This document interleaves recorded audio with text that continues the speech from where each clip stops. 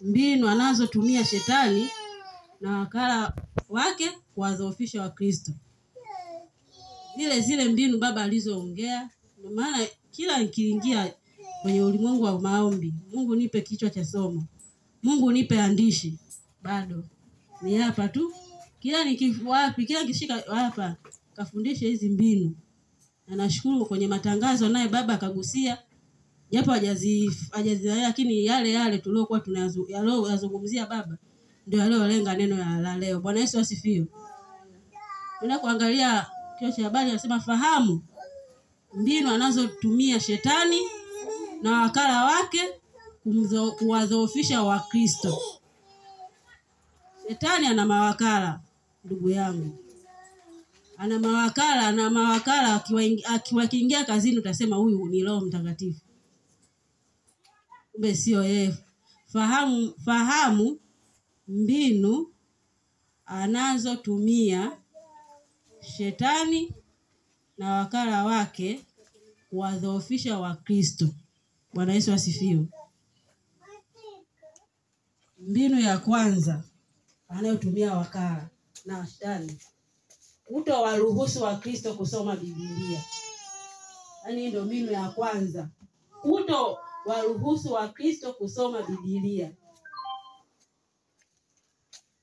Hii ndio mbinu ya kwanza. Yaani Wakristo wamekamatwa hapa, wapendwa, tumekamatwa hapa Wakristo. Watu na Biblia ya kwanza inasema kutowaruhusu Wakristo kusoma Biblia. Hii tumekamatwa. Mpira tunakumbuka mpaka muda. Saa ngapi mpira unaanza? Simu zetu waliokuwa na simu kubwa hazikosi bando. WhatsApp, lakini Facebook, Twitter.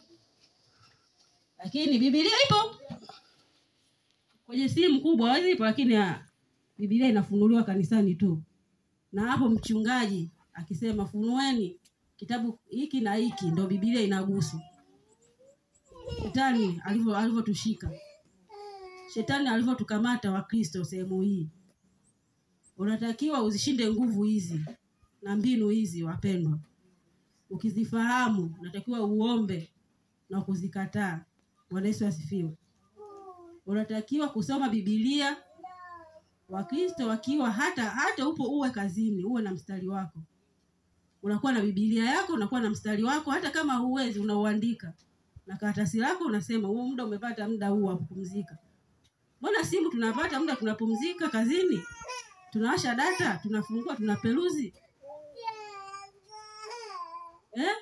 Iweje yani kusoma Biblia hatuwezi. Wakristo tulivyokamatwa hapa na shetani. Sehemu hii viongozi wa dini watasema, lakini sehemu hii nakumbuka tu kwa kanisani. Lakini sio kwenye mpaka waliotengeneza simu wameturahisishia. Umetuwekea kwenye simu Biblia. Kama tukitembea nazo labda kwenye mapochi yetu labda zitakuwa nzito. Basi kwenye simu. Umefika hata kwenye gari. Mbona kwenye gari unawasha data? Unaperuzi? Lakini iweje shetani alivyotumia na wakala wake. Bwana Yesu asifiwe. Ile mbinu ya pili, wafanya Wakristo wawe wavivu wa kuomba. Mbinu ya pili wakala anayotumia na shetani, wafanya Wakristo wawe wavivu kuomba. Kuomba tunaomba Jumapili tu. Hapo tumefika kanisani, ni kipindi cha maombi. Tukishafunga, tukishamaliza, tukishaagana maombi. Unaambiwa omba bila kuchoka kila sehemu. Mungu anakusikia popote pale. Ukimuita Mungu anakusikia. Omba bila kuchoka. Acha kuwa mvivu, acha kutumika na wakala wa shetani. Bwana Yesu asifiwe. Acha kutumika na wakala wa shetani. Omba kila sehemu. Mungu anakusikia. Sio usubiri Jumapili, sio usubiri siku za katikati za ibada. Umefika ndo unaomba kila sehemu. Mbinu ya pili, kuwafanya Wakristo wawe wavivu kuomba. na mawakala zao. Shetani anawatumia. Nafika muda ule wa kusema sibi nifanye kazi zangu, wengine wanafanya kujiwekea. Ikifika saa ngapi niangalie kwanza movie ile ya Kikorea. Ikiisha movie ya Kikorea ile saa 4 ndio naingia kwenye kuomba. Shetani hapo na wakala wake anaingia kazini. Usijiweke, yani ukiweka ratiba ya design hii. Usiweke ratiba ya kuomba. Wewe muda wote unasema hapo Roho Mtakatifu. Roho Mtakatifu, ongea na Roho Mtakatifu. Pale pale anapoongea na wewe, ingia kwenye maombi, omba. Ukiweka muda kusema saa 4 saa 5 wakala naye anaingia kazini. Bwana Yesu asifiwe. Wakala naye anaingia kazini pale, naye anaanza. Anakupa movie. Unabadilisha channel tu. Movie imeisha, asubuhi niangalie ile nyingine. Movie imeisha. Hapo hapo na usingizi. Unakuja kushtuka unaangalia hivi lazima TV. Ule saa 5 haipo, ile saa 4 haipo, usingizini neti unalala.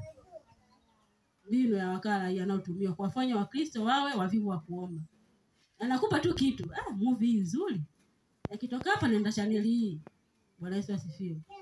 Channel hii unazima, ukimaliza usingizi hapo TV, neti kwa heri. Ule hata ile saa 5 hujaikumbuka, hata ile saa 3 uliyojiwekea hujaikumbuka. Mwambie Roho Mtakatifu. Roho Mtakatifu anataka kuingia kuomba. Ongea na mimi.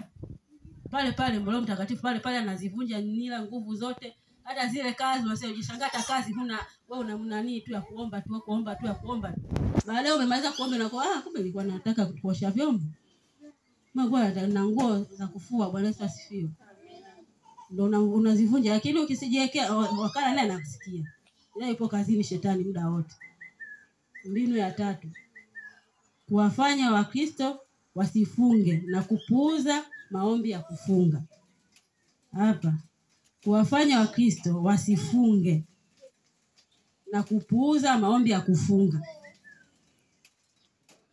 Mimi nikifunga na vidonda vya tumbo, mimi nikifunga njaa nauma sana, mimi nikifunga na 1 2 3 sababu haziishi. Kumbe wakala yupo kazini.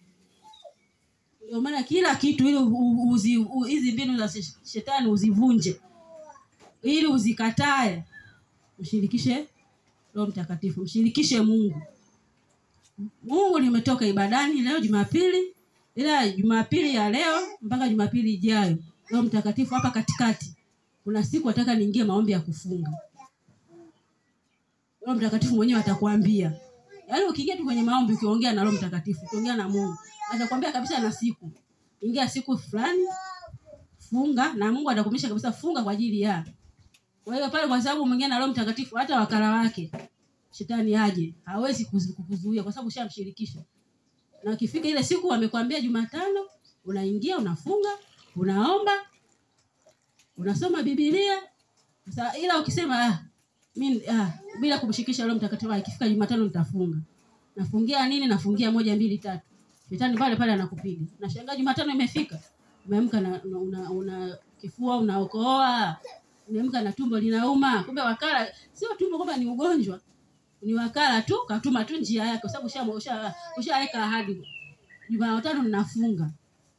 Ashaingia kwenye kazi yake na shetani. Huyu Jumatano akifunga tu huyu anaenda kufunguliwa. Akifunga tu hii anaenda kupata kile kitu chake anachokitaka. Sasa mimi nampa hapa nampa ugonjwa. Huyu anaumwa tumbo.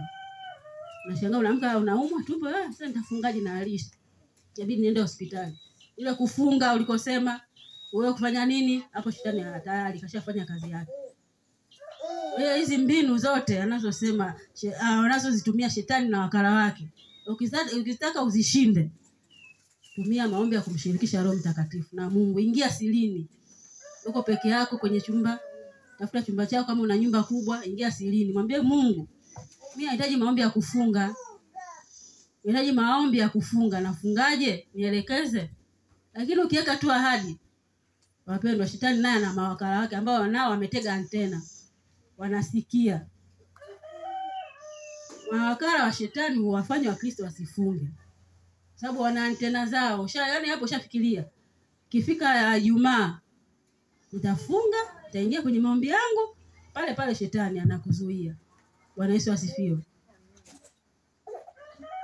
Twende mbinu ya 4.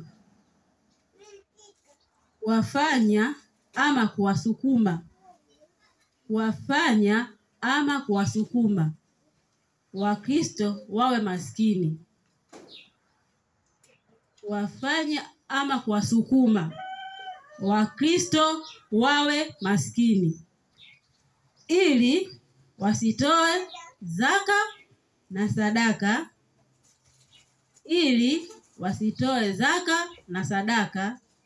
ili milango